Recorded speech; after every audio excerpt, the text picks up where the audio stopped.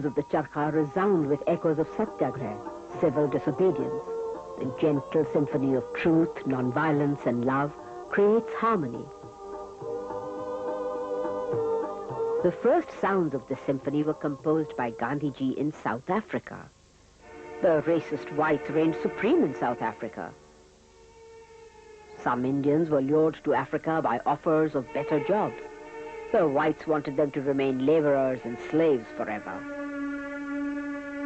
To enforce this, a new Asiatic branch of the Anti-Indian Act was set up. Gandhiji had made up his mind to fight against this act and challenge the whites. This was the beginning of his civil disobedience movement. The racist reign of terror continued, but Gandhiji mobilized all the defenseless Indians, and their combined strength became a formidable mountain of opposition. The white government tried everything in its power to break the spirit of the Indians, but the dents in their tanks of authority had already begun to appear.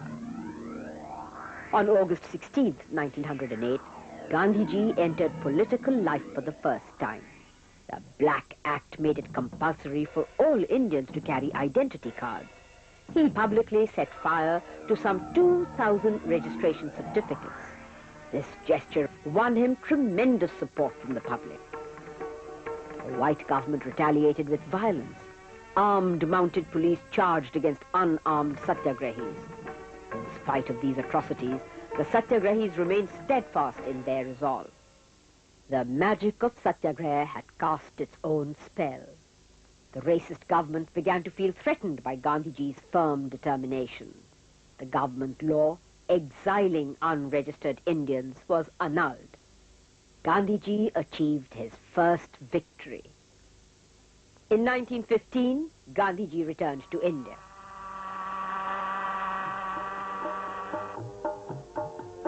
He introduced his rag of non-violence to the people of India for the first time.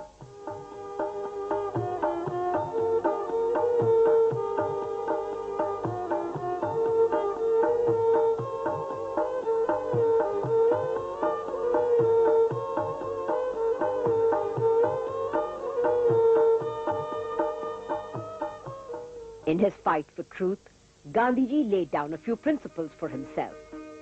Truth, love, chastity, controlling desire, limiting one's to bare essentials, earning one's own livelihood, helping neighbors, all men are equal, respect all religions, and fearlessness.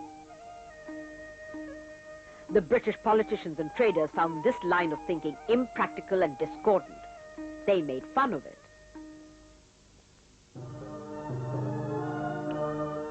Amidst the all-powerful and formidable presence of the British, spinning his charkha peacefully, Gandhiji laid the foundation of his passive resistance campaign.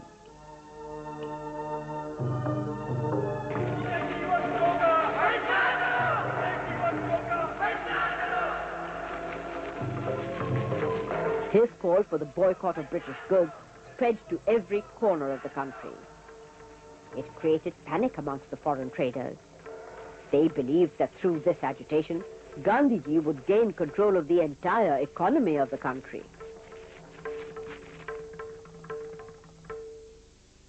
The ghost of Gandhiji's civil disobedience movement was threatening the might of their British Empire.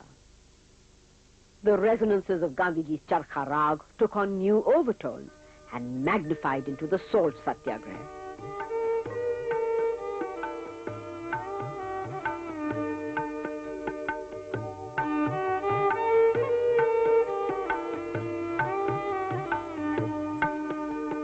By scooping up a fistful of salt on Dandi beach, Gandhiji defied the Salt Act. The entire nation rejoiced. The British government was stunned at the daring of this frail little old man. The civil disobedience movement, launched to abolish the salt tax imposed on Indians, played havoc with the roaring lion of the British Raj.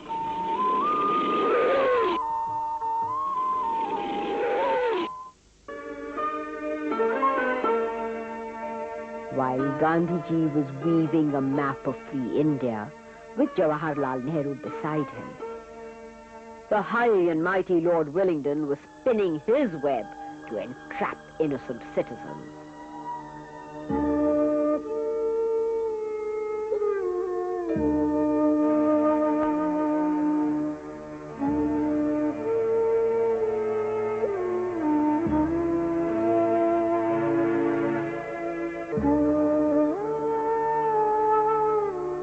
Lord Willingdon arrested Gandhiji. This did not end the agitation. It inflamed it further, and Willingdon found thousands of Gandhis outside the jail. The vibrations from Gandhiji's charkha got louder and louder and began to frighten the British authorities.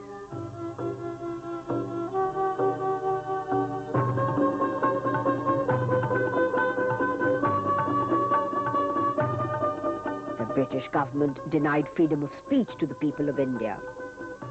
But Gandhiji's persistent determination silenced Lindiscoe, Churchill and Emery and created tremors amongst the British Empire. In 1942, during the Second World War, the British government approached Gandhiji for India's support and help. Gandhiji refused and declared that unless India was granted freedom, it would not support the British in the war. This half-naked, frail man waged his own non-violent war against the mighty British. Only one party would emerge victorious. But which one? In the end, the British had to concede defeat and withdraw from India, and the huge responsibility of the Indian subcontinent descended on Gandhiji's shoulders. With freedom came the communal Holocaust. Gandhiji's appeal to the Almighty was, God and Allah are your names. Grant them wisdom to understand this. No religion teaches you to hate each other. We all belong to Hind. Hindustan is our country. This messenger of peace, truth, and non-violence became a target for an assassin's bullet and died a martyr on January 30th, 1948. He freed the country. We have to free our hearts. He sketched the outline. We have to fill in the colors.